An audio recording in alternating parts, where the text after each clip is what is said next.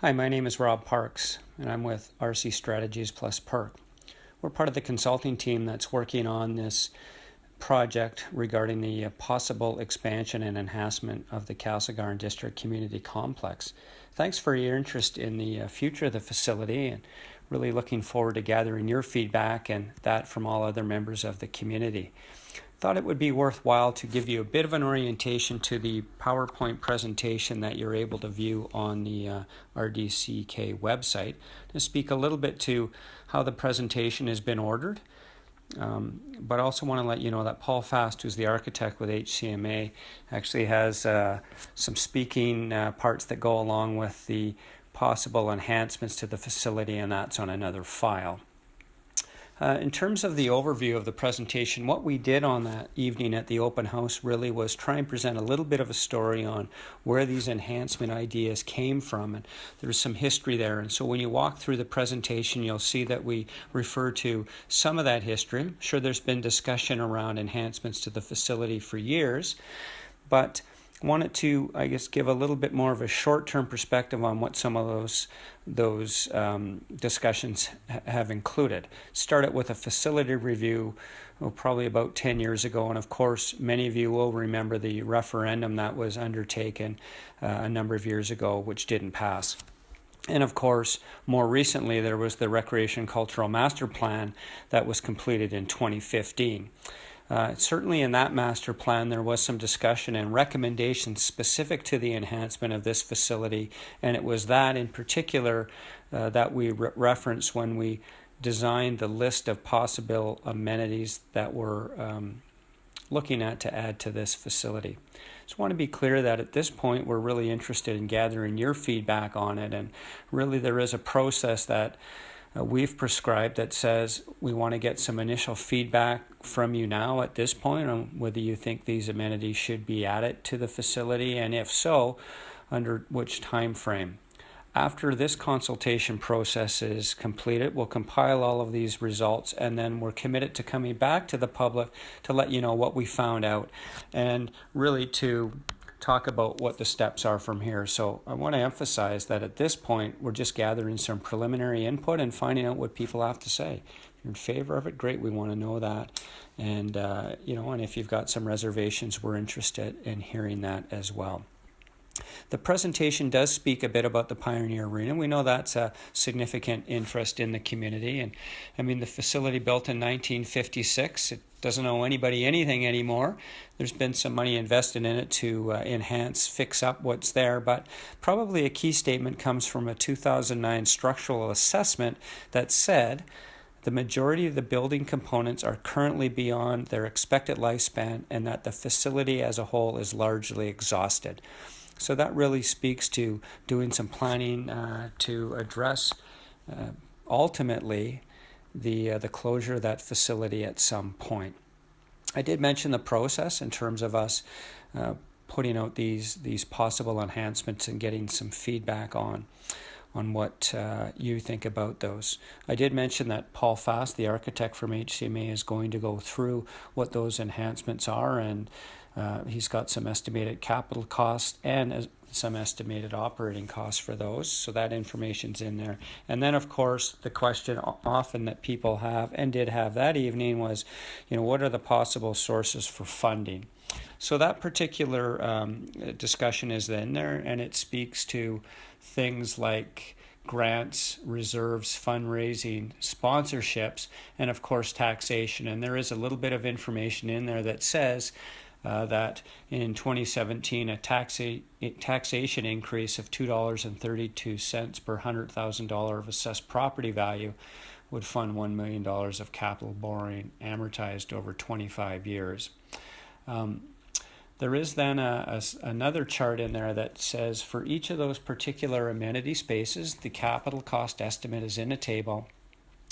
And then we've got some calculations that give you a bit of an idea on scale should that facility amenity actually go ahead, and should it be financed entirely from taxation. Now these are just average amounts, but it does give you a bit of an indication, for example in the chart, that if the fitness center at $3.6 million were to be funded solely on borrowing, at a 3.61% interest rate over 25 years. That on a $300,000 home, that would cost about $25 per year to finance that.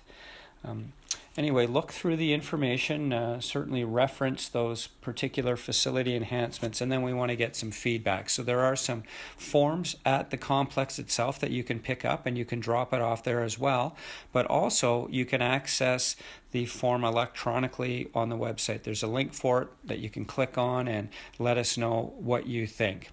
Just looking for one response per person. So if you completed it at the open house and you were there, that's great. That's all we require. Or if you've done the hard copy or would prefer to do it, you can pick that up at the complex. So once we get all the information, I've got a couple weeks. We're wrapping this up May 19th. We'll compile it, and then we'll come back out to the public once we've had a chance to review it and discuss it with the rec board. So once again, thanks very much for your interest in this project, and looking forward to looking through all the feedback that we have. So thanks very much for this. Hello, my name is Paul Fast, and I'm an architect with HCMA Architecture and Design. Our firm has been involved, along with Rob Parks and his firm, and the good folks at the Castlegar Community Complex, in terms of putting some shape and some color to some of the program components that you've been talking about adding to this facility. And it's been a really great process, getting to know your community and getting to know the people in your community, and getting to know your facility and what's possible with this center. We do believe that these types of buildings are a fundamental part of the fabric of the communities they serve, and we think there's an awful lot that's possible with this project itself. One of the things that we've been really intrigued with is how this community center could actually be uniquely Castlegar and unique to the Castlegar and region, and really trying to make this something which is not just another building, another expansion, but that it is really something that is tied specifically to this community. One of the things that fascinates us about this project specifically is during the course of your master planning process, there's an interesting statistic that came out which said that 81% of residents have used some portion of the CDCC in the past 12 months. What that tells us is really that you have an opportunity here to have a very wide-reaching impact in your community through this facility. And it's not often that that in a community you get opportunities like this to really spread your impact and to have a broad-reaching objective that a facility like this can offer and bring people together. And we think that this project actually has the potential to even capitalize more on that and really to become a true community hub. By nature, these types of buildings are buildings that draw people together. It's about coming together and rallying together as teams.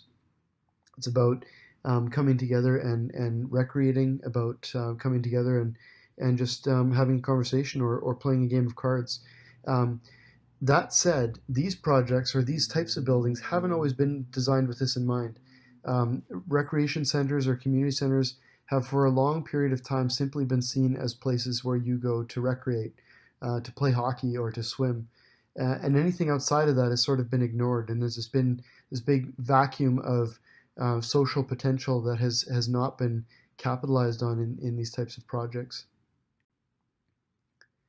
As an example of that, one of our first touch points with your community, which was a great one, was our experience at the Common Ground coffee shop. And when we first arrived there and sat down for a cup of coffee, we noticed that there was a sign on the table. And we were really curious as to who the VIPs were that were going to show up, and that were so special they had a special section of the coffee shop reserved for them. And shortly thereafter, a large group of ladies showed up. And they brought out their knitting and their craft work, and they started talking and having a grand old ball, and to the point where it was really hard to get a word in edgewise because they literally filled the space with their chatter. And we think that that's wonderful. We think that type of activity should continue to happen at places like Common Ground, but we also think that those types of things should happen at your community center, at your community complex. We think that that's the type of activity that will add vibrancy and add true community resilience to Castlegar and the surrounding region. Another thing that came across our path was really this quote, which we came across in the airport.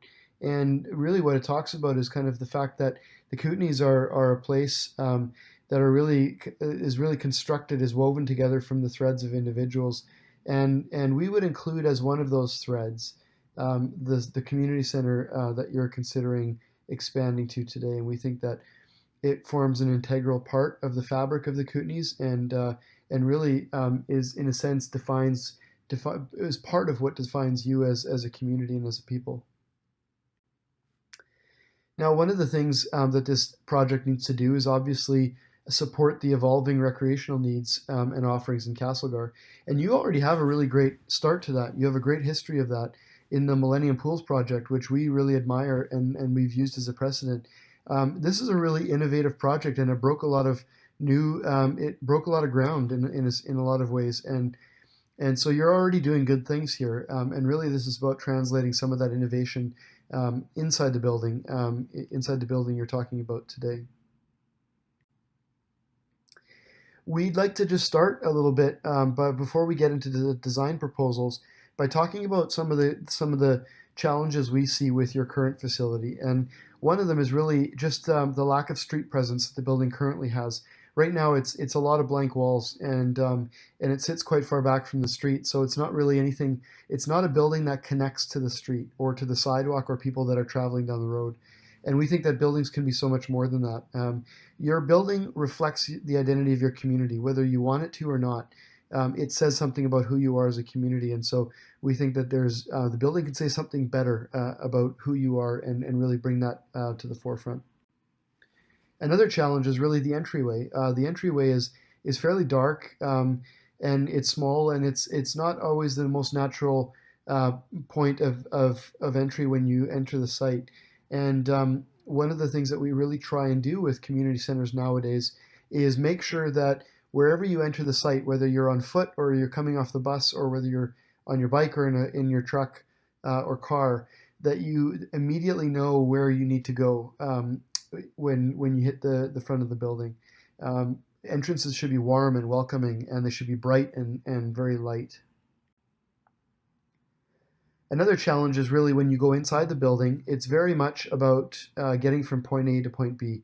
And there's not a lot of room in spaces like this that really encourage people just to sit down and hang out or just encourage them to socialize. Another challenge is really that there's not a lot of visual connections between things that are happening in the facility. For example, the arena on the other side of this wall, you have no idea what's happening behind that. We love the fact that floor curling happens in the middle of the space, but people should be able to see that that's happening. And if you're floor curling, you should be able to see that there's somebody playing hockey or figure skating. Those types of things are greatly contribute to the vibrancy of these types of facilities. You've also got some technical challenges with your building, and we know that the acoustics, for example, are a real challenge in your arena. We know that there's parts of the building that need some love and attention, and so we're tackling those as well as part of this project. And all of that wrapped up says we are really adamant that this space, whatever we do in this building, needs to be unique to this region. This is your community center, and it should be unique to your area. So we'd like to talk off by just kind of walking through each one of the design components. And we've broken these apart into chunks. And the first one is what we're calling the social hub. And the social hub, before we actually get into a conversation around what the design of the social hub is, I'd like to actually just back up and talk about the Kootenays for a second. This is an image of the Columbia and the Kootenay rivers coming together, obviously at Castlegar.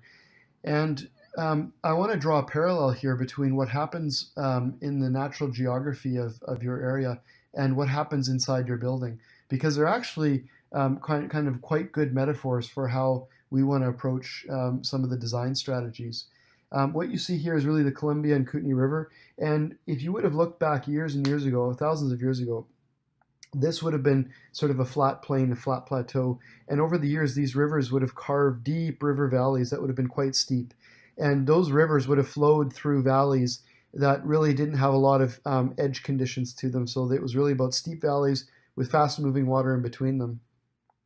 What happened over the years is really that, and you can see here the rivers indicated. What happened over the years is that as the rivers kind of carved their way down, they created these floodplains and they created these estuaries on either side of the river. And these were really flat plains that were good for growing things, that were good for building things, for building homes. And so really they became the areas where people settled. And people settled there because it was fertile and because it was easy to it was a good place to congregate. And for many of the same reasons, we can see community centers in the same light. So this is your building, and what we see here is really that for the last 30 to 40 years, these types of buildings have really just been about getting from point A to point B. And so you get in the building, you go, you play hockey, and you get back out again, and do that as quickly as possible. What we know now, and you can see here the circulation system that is, in a sense, sort of the river or the lifeblood of the facility. What we know now is that just as the sort of low-lying benches around the Kootenay and Columbia rivers were essential for establishing civilization in these valleys, the same thing actually applies to the social life within your building. And we know that we need to kind of seize pockets of space around the main circulation spines that allow that to happen and that allow that to flourish. And that really becomes apparent is in this diagram here, which is a plan of your building. And what we've tried to do here is just at a larger scale is kind of seize opportunities here and there. So you can see, for example, in the light blue, there's the warm viewing area into the arena, a place where you can sit down out of the flow of traffic or out of the flow of the floor curlers and just take a load off and have a cup of coffee and watch the activity. You can also see that in the very center, in that light purple colored space, we've actually relocated the current administration offices there. And what we envision there is really a multi-purpose room that we're calling the fireside room that would be open, have open walls on two sides, so you could come in, you could see people there, you could sit down, there'd be soft seating and a fireplace, and it could just really be a place that's about getting together and with anybody that might be in the facility. We've also brought out the reception desk so that it has better sight lines over the two entries and provides more security and oversight from that front desk. Also provides that warm kind of smiling face. That's the first thing you see when you walk into a building like this. And to accommodate those changes in programming, we've pulled out the offices down to the southern part. And really what we're hoping is that translates into a space that is used for more than just recreation, and that it's about coming and actually being able to watch the people floor curling and not just if you're involved in it. What you're seeing here is actually that we've suggested that the roof over top of that main entry space could be lifted and that we could bring natural light in from the north and really just flood the place with light. People want to be where there's light, and that's really something that drives people and makes people want to stay in a space. You can see in the foreground here the reception desk with good sight lines, and what you're seeing up in the top left corner is actually the fitness space, the proposed fitness space, and what putting it up there would actually allow you to interconnect that space visually, and so you come in the facility, you can hear the sights and the sounds and sometimes even the smells of of what's happening in the building.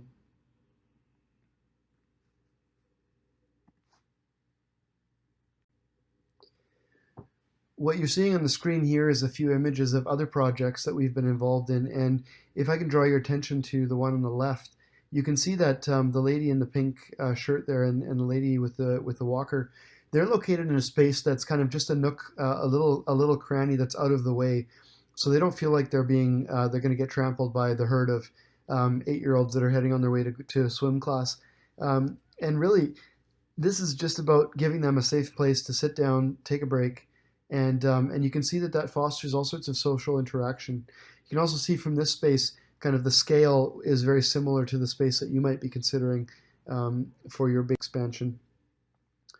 This is a project that's not a community center, but it is a high school, and it's in Prince George. And you can see they called this space the Canyon, and there's natural light that comes in from two different places from the top, and it's interconnected visually with the classrooms on the left and the gymnasiums on the right. And this is a jam-packed space, and the students have really taken ownership over this space. And we use this project to talk about how when we talk about social components of the projects, or the impact of the social impact of design moves like this, it's often hard to quantify that. It's hard to justify in terms of dollars and cents. But what we have been able to do is actually show measurable improvements on things like at schools, like absenteeism going down, grades going up, staff retention going up, and just we have to actually kick students, the teachers have to kick students out of the space at the end of the day because they want to be in it so much. And that gives them a safe place because they know not all of these students have places that they can go to during all hours of the day that they feel safe in and comfortable in. And the same would be true for your community center. Your community center could be that place where people feel safe and where it's a warm and inclusive environment. This is another image just to show what sort of an atrium or a lobby space can do at nighttime. It's really about light. It's about it's just like moths are drawn to the flame. It's about bringing people into lit spaces. This is an example from Hillcrest Center, where we've got a very large circulation space, a hallway going down the middle of the building. And what's wonderful about it, what works really well, is how connected it is visually to both the hockey rink on the right and the pool on the left. And we think that we want to bring that kind of transparency to your facility. This would be a space that is very similar in nature to what we could do for the viewing into the arena. And it's a good example of how you can provide warm viewing spaces where you're not freezing your butt off while you're watching your kids in a practice or while you're watching a game. So that's the social hub, and we're calling it the Commons, and it includes a number of components that you can see on the screen here. And you can also see the total capital cost coming in at approximately $2.6 million. That component would also include basic building improvements, and what's important here is that whenever we're doing these things, we're using the excuse of having to do very, very functional and technical upgrades to do other things as well that have other benefits to the project. We'd like to talk about the leisure pool next, and the leisure pool is a component that, in our view, currently doesn't work all that well the way you've got it situated. One of the main reasons is because right now it exists as sort of an extension of your 25-meter lap pool, and because of that, it has to be the same temperature. And typically, people who are swimming lengths for either fitness or competition want the water a little bit colder than the people who are just in there to enjoy water for leisure purposes. And so what we've suggested here is that we actually take that semicircle of sort of shallow water off of the end of your swimming pool, and that we create a dedicated leisure pool. And that would allow, that could include things like lazy river or splash toys and spray toys, zero entry perhaps. And what that would do is allow the main 25-meter tank to, it really frees up the capacity in that tank to just be about length swimming. And you don't have to have it do double purpose as a leisure tank as well. And we'd use that opportunity to really increase the glazing on the front of the facade of the facility, and really provide animation to the outside. You can also see in the bottom left corner that we'd be proposing that it be a spray park as an extension, an outdoor extension of what happens inside the facility. And we've also suggested that if the fitness room gets moved to the upstairs, that we could take over the current, actually the fitness room, and we could turn that into a universal change room and really increase the capacity of your change room areas, because that's something that you're going to need to do if you're going to be expanding and bringing more people into your facility. This is just a high-level concept image of what could be, what's possible with this leisure pool expansion. You can see the connection to green space on the outside, and you can also see the connection to the fitness space above. and just the potential for interconnection there. This is an example of a leisure pool that was just recently completed in Surrey, and you can see here the kind of the range of features that's possible in a pool like this. These are two more examples, very similarly sized, where you can see lazy river in the one, and perhaps a water slide in the other. Those are all options to be considered as we move forward into the more detailed design of that component, if it moves ahead. This is a sort of a look and feel for what a spray park could look like, and these can be very small or larger depending on how the budget stacks up. So the total cost, estimated cost for that is around $7.5 million, with operating costs at about $75,000 annually. One of the other components that's really been indicated as being high on the priority list based on the initial master plan work is the running track. And these are important, especially in communities where it is a little bit colder during the winter and where you have an extended winter season. And what we suggested here is that this could actually be part of the existing arena. So we've tried to, initially in the initial master planning process, it was part of the new arena. What we're trying to suggest is, or what we're trying to do is give you an option whereby if the second arena is not part of the project moving ahead, you can still choose to insert a running track into the existing arena. And we could do that by linking a number of the spaces that are already currently there.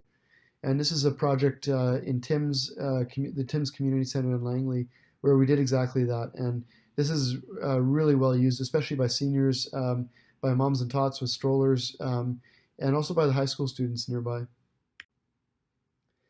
So the running track comes in at a cost of around $1.5 million to retrofit that in. And what we would suggest is that you include an elevator in that cost so that it really is an accessible walking track so that people in wheelchairs can also make use of that.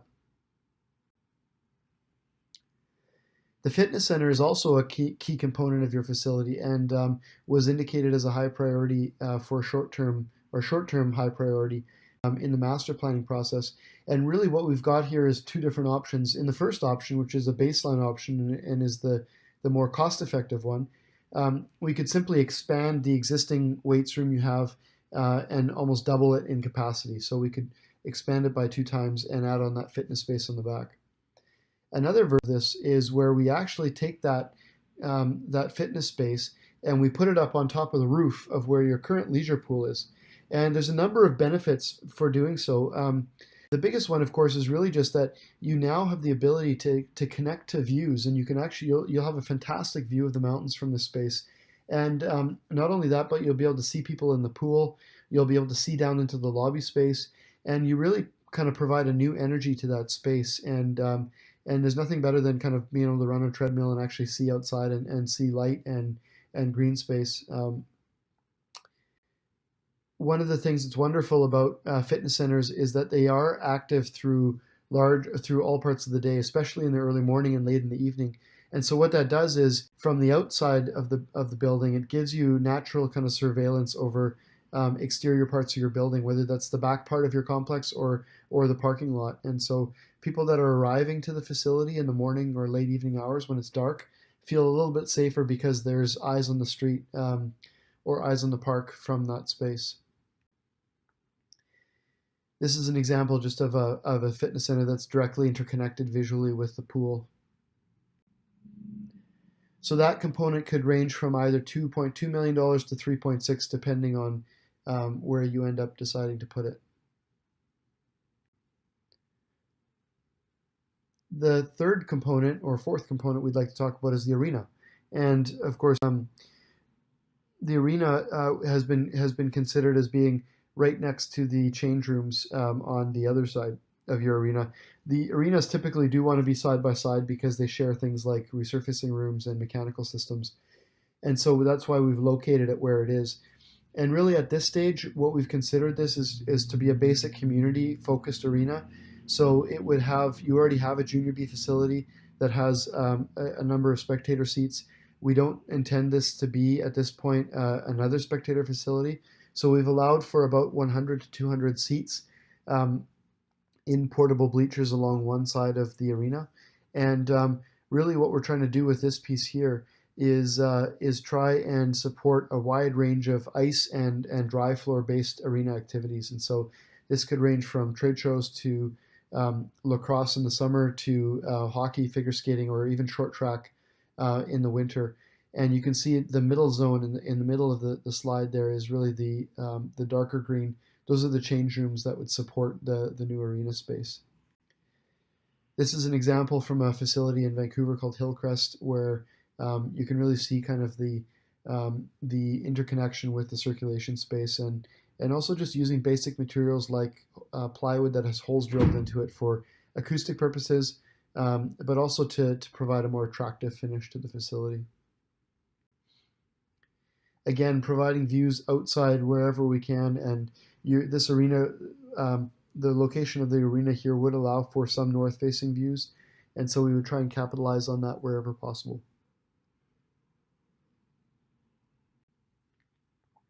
That new arena comes in at a price tag of around $16.7 million, and it is one of the more expensive components of that you're considering. The multipurposes would accommodate a wide variety of activities, and really this is about supporting, this could support very directly the senior center and the uses and the activities that they do within that space, but it could also support the arena and provide a very flexible way of enhancing the arena experience. Where we've located it suggests that one possibility might be to actually expand your current multipurpose spaces into this new space, so you could really have a very large gathering space. This is an example of the type of room, what the room could look like, and what I'd like to point out here is this room actually has skate flooring in it, and so what you can do is it's located right next to an arena, and so what you can do is actually bring people out of the arena to take a break if it's a leisure skate, or if you want to book it as a party room, it functions like that as well.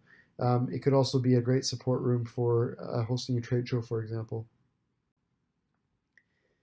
These are some other examples of multi-purpose spaces, and really these are very flexible, diverse spaces that can handle a wide variety of activities.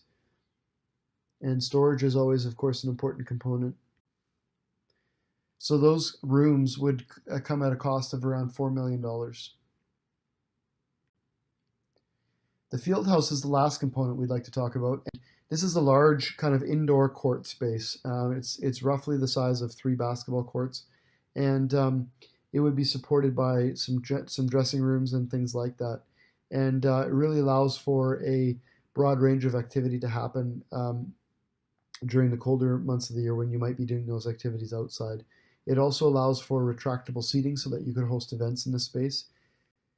That would be similar in nature to this project here, which is a high school gym, but is a similar size and has very large retractable seating. And just for scale purposes, this is sort of the size of that space that you'd be looking at.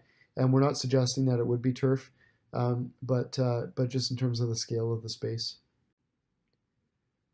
So that field house, again, is also one of the more expensive components that you're considering at a cost of just under $17 million. So that's kind of where we've arrived at. And each one of these components is really just building on what you've suggested would be an appropriate expansion during the master planning process. These are all program elements or enhancements that have been identified. And one of the really key components that we'd like to make sure you're aware of is that we've designed these so that these could really be plug and play. So we didn't want you to feel like you had to fund the entire thing at once, or that you had to sacrifice one thing because of the other. Really, we've really kind of separated these out so it's plug and play, and you can choose the running track and the leisure pool, or you could choose the fitness center and the arena, and it really does work in that manner, so that you can feel based on your needs and on your budget. You can decide what you think is most appropriate to continue on in this center. So when you look at the complete build out, this is kind of what it looks like, and on the site, that's what it would look like, and it would have a fairly significant impact on the site. It is a large expansion that you're considering, and we'd have to build out things like the parking to make sure that that would work in accordance, and just make sure that drop-offs for some other things that you have going on in the site are still respected. And just an aerial view identifying the major program components and where they sit relative to the building. And this is what the front door could look like. And we feel that you have a tremendous opportunity here with some modest improvements to really bump up the not only the curb appeal but also just the welcoming component of how this facility feels. And these places can be places which draw people. And if there's one thing, if there's one message we could just leave with you at the conclusion of this presentation, it's really just that these community centers, these complexes can be about so much more than just ice time or pool time. They can really be about building capacity and resilience in your communities. They can be places where the community can get together, where they can celebrate, where they can talk about serious issues like the expansion of the center. These are really spaces that are important and can be really vital to your community fabric.